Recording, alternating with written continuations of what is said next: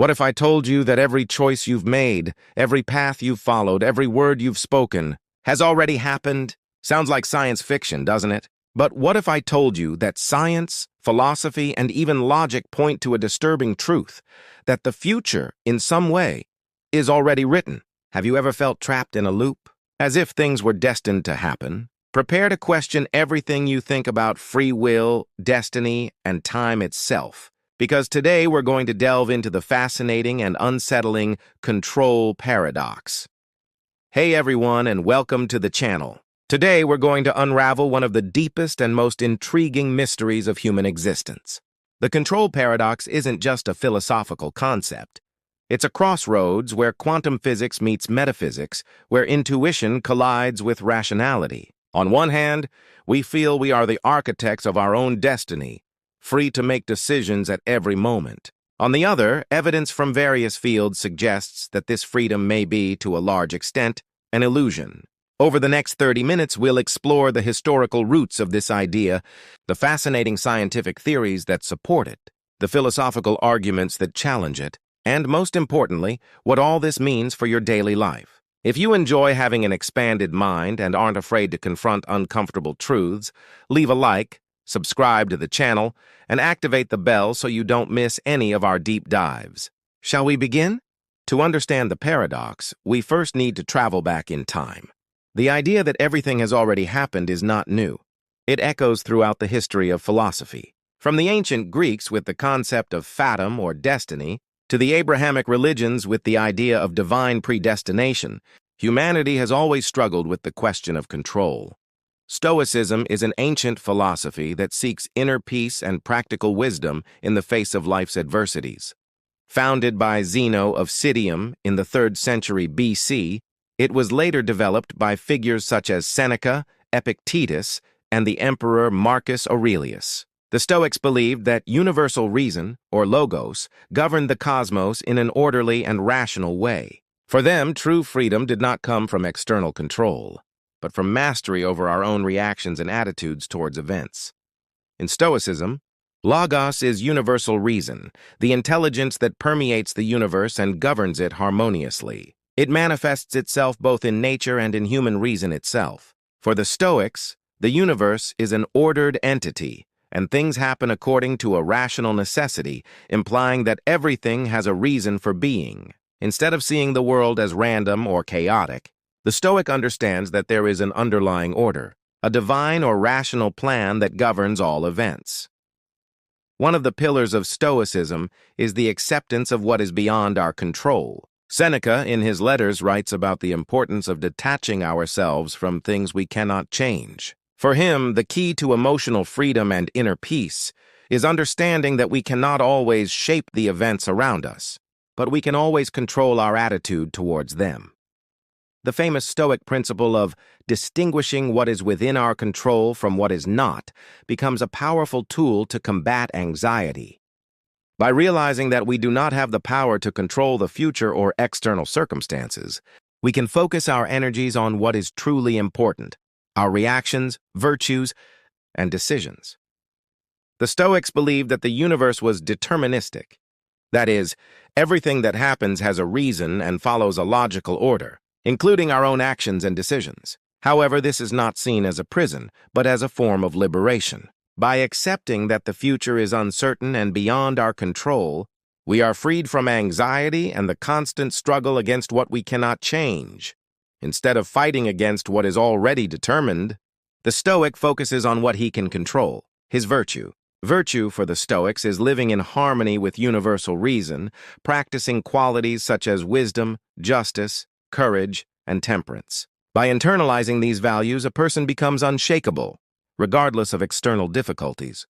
Medieval philosophy and more recent scientific theories face a fundamental dilemma regarding the nature of free will and determinism. This dilemma intensified from questions raised by thinkers such as St. Augustine in the theological field and, later, by Isaac Newton and Pierre-Simon Laplace in the scientific field during the Enlightenment. We will explore these questions from two perspectives: divine foreknowledge and mechanistic determinism, and how they intertwine with our understanding of human freedom. The question of free will and divine foreknowledge was one of the great concerns of St. Augustine in the 4th and 5th centuries. He found himself facing a theological paradox. If God knows everything that will happen, divine foreknowledge, how can human beings have free will? This question became the center of theological and philosophical debates, as it seemed that God's omniscience conflicted with the idea that human beings make free and autonomous choices. The central difficulty is this: if God already knows the future, including all human actions, how can we still affirm that we are free to make decisions? If the future is predetermined by divine knowledge, wouldn't human choices, in fact, be merely the execution of a divine script? St. Augustine attempted to reconcile these ideas, arguing that divine foreknowledge does not negate free will. For him, God knows the future, but God's knowledge does not interfere with human freedom. Divine foreknowledge would be timeless. God sees all of time at once, without interfering in the free choices made by individuals. Human choices would be free, but God, being outside of time, can see them in advance.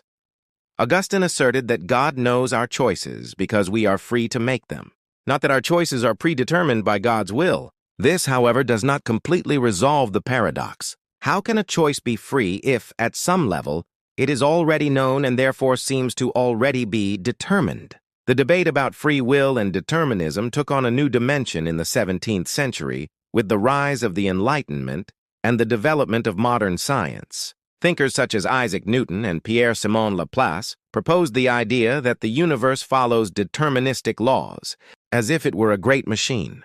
Isaac Newton, with his classical mechanics, described a universe governed by universal and deterministic physical laws. For Newton, if it were possible to know the position and velocity of all particles in the universe at any given moment, it would be possible to predict the future with precision, as if we were observing the gears of a cosmic clock. This was taken even further by Pierre-Simon Laplace with his concept of Laplace's demon. Laplace imagined a superior intellect that, knowing the initial conditions of all particles in the universe, could predict the entire future and fully understand the past. For Laplace, the future was not a mystery. It was a logical consequence of previous causes. Mechanical determinism therefore implied that everything in the universe, from the movements of stars to human actions, is governed by an uninterrupted chain of causes and effects. The concept of a deterministic universe calls into question the idea of free will. If all our choices are predetermined by previous causes, whether biological, psychological, or environmental, do we truly have free choices, or only an illusion of freedom? If everything follows immutable natural laws, wouldn't our actions actually be merely the effect of a long causal chain? It's important to distinguish between determinism and fatalism. Determinism suggests that all events, including our choices, are the result of prior causes. However, this doesn't necessarily mean that the future is fixed in an unalterable way, since our choices can still be consequences of our decisions and actions. Fatalism, on the other hand, is the idea that no matter what we do, the final outcome is inevitable. For example, if we are destined for something, like a specific future, none of our actions can change it. Determinism, on the other hand, can allow the future to be predictable, but still open to choices, while fatalism suggests that the final outcome is immutable, regardless of what we do. The central dilemma of this discussion revolves around the paradox of control. If our choices are somehow determined, whether by divine laws, natural causes, or our own context, are we merely perceiving freedom when, in fact, we are trapped in a predetermined course of events? This question not only challenges our notions of moral responsibility and personal identity, but also forces us to reevaluate the very meaning of life. If our choices are not truly our own, if we are merely points in a large causal chain, then what is the role of the individual in the grand scheme of the universe? Who are we, in fact, if our actions are merely the manifestation of something larger and external to ourselves?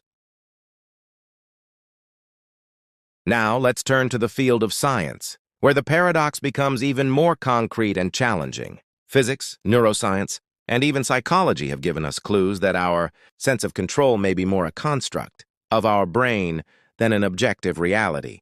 The transition from understanding the classical universe to quantum physics not only revolutionized science but also brought to light profound philosophical questions about the nature of reality, causality, and especially free will. The difference between Newtonian classical mechanics and quantum physics is crucial to understanding how the laws of the universe work at different scales, and, in fact, can help us reflect on whether we are, in some way, free to make choices. Classical physics, based on Isaac Newton's laws, described the universe as a deterministic system. If we knew the initial conditions of all particles, we could accurately predict any future event. Newton saw the universe as a great machine that follows immutable laws, and the cause and effect relationship seemed clear. Everything in the universe has a specific cause, and given a set of initial conditions, the future is predictable. This mechanical determinism implied that there was no room for randomness or indeterminacy in the laws of nature. Newton's determinism was one of the cornerstones of classical physics and generated a worldview in which basically everything, from planetary motions to human behavior, could be calculated based on initial conditions. If Newton's laws applied absolutely, then there would be no room for free will. Our decisions would somehow be predictive, as if our choices were already determined by a prior set of conditions. With the advent of quantum physics, the scenario changed radically. Quantum mechanics describes the subatomic world, the reality of elementary particles, such as electrons, photons, and other fundamental particles. It introduced the concept of indeterminacy or fundamental randomness in nature, something that does not fit into the deterministic predictions of classical mechanics.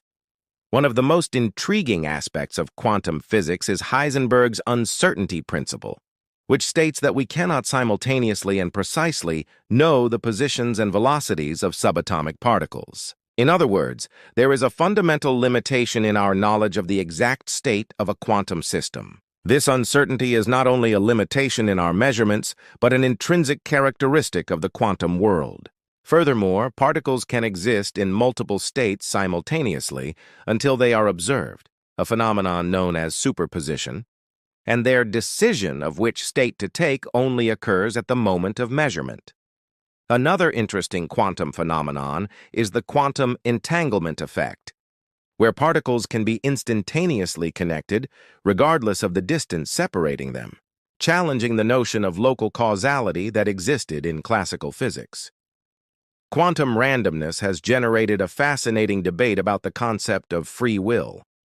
The fact that subatomic particles seem to act randomly without a clear cause raises the question, does this mean that the universe is somehow indeterminate and therefore opens a loophole for human free will?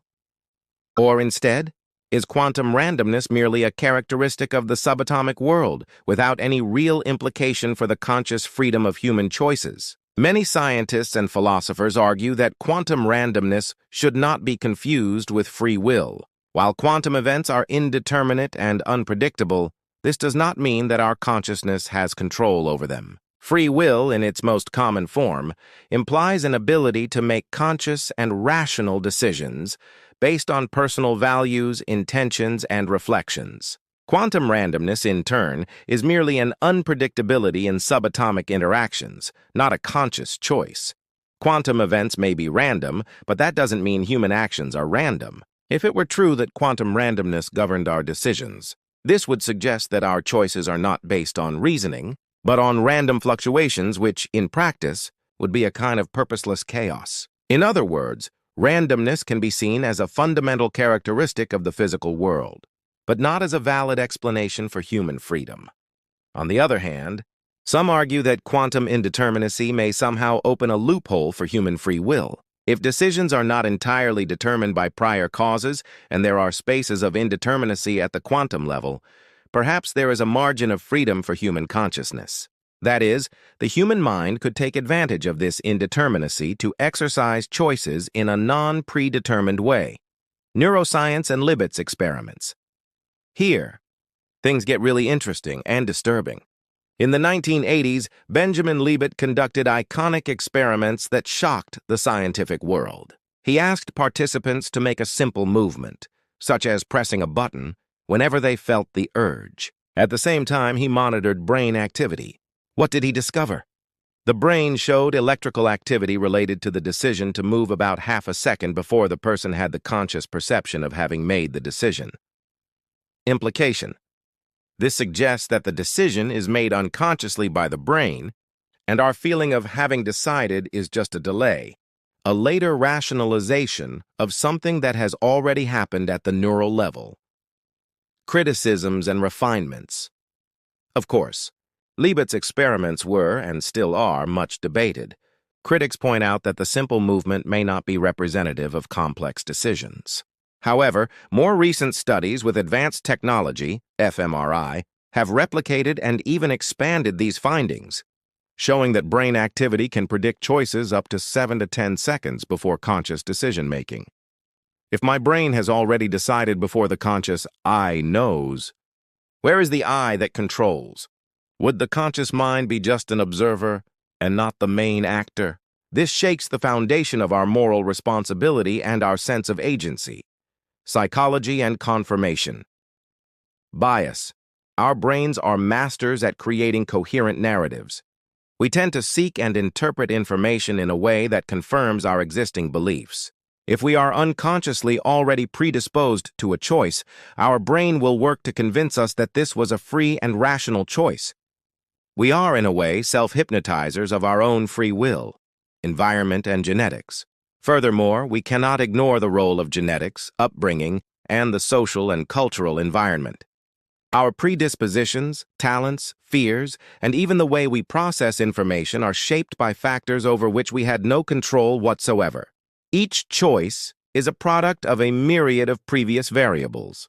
So, science presents us with a scenario where the control paradox is not just an abstraction, but a reality that operates within our own minds.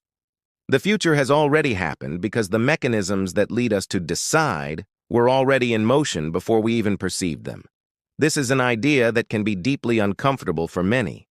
If everything has already happened, if free will is an illusion, does that mean we are not responsible for our actions? That there is no point in trying to change things? Absolutely not. And this is where the paradox reaches its most crucial point and where we find a transformative perspective. The useful illusion. Many philosophers and scientists argue that, even if free will is an illusion, it is an extremely useful illusion and perhaps even necessary for life in society. The belief in free will motivates us to act, to seek improvement, to assign responsibility, and to build a sense of morality. Without this belief, apathy could set in. Compatibilism. One of the most popular approaches to the paradox is compatibilism. This view argues that free will and determinism are not mutually exclusive.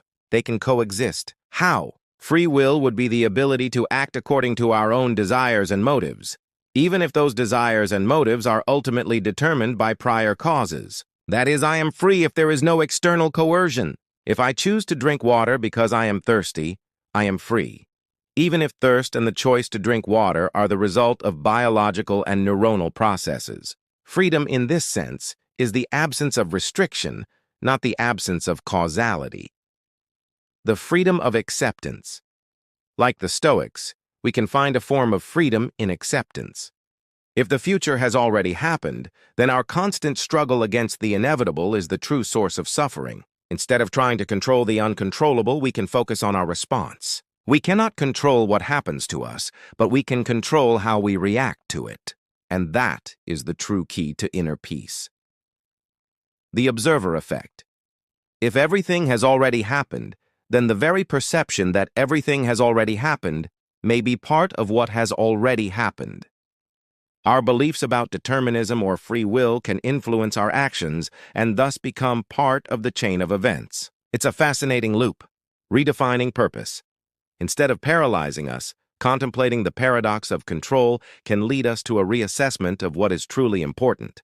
If my actions are part of a larger tapestry, then each action, each interaction, has intrinsic meaning. The search for purpose can shift from I control my destiny to I experience and participate in the unfolding of destiny. This can be incredibly liberating.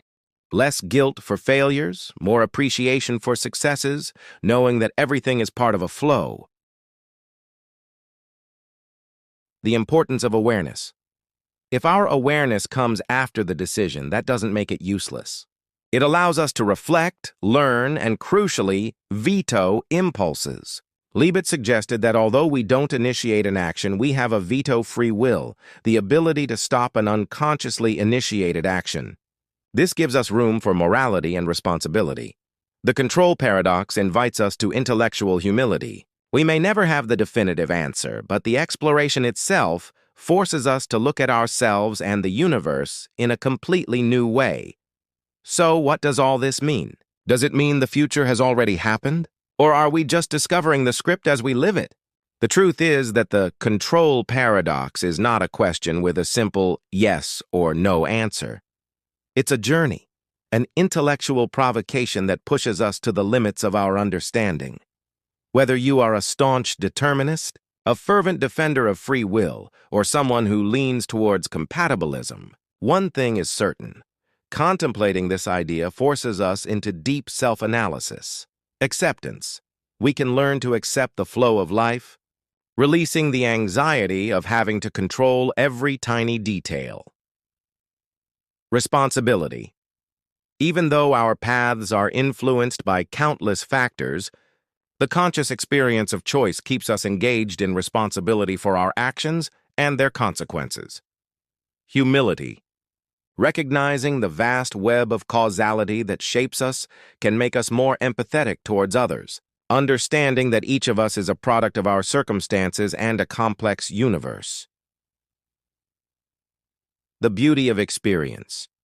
Perhaps the beauty of life lies not in controlling every turn, but in experiencing the journey, in feeling the emotions, in learning and growing within the parameters given to us. In the end, the paradox is not a sentence, but an invitation to explore the depths of your own existence, to question the obvious, and to find a new perspective on your place in the cosmos. And if the future has already happened, then the best we can do is live the present with the greatest possible awareness and purpose. What's your opinion on the control paradox? Do you believe the future is already written, or are we the true architects of our destiny? Leave your comment below. I'd love to know what you think and discuss it. If you enjoyed this video and found it mind-boggling, don't forget to like, share with your friends, and subscribe to the channel for more discussions like this. Thanks for watching and see you next time. Keep an open mind and keep questioning.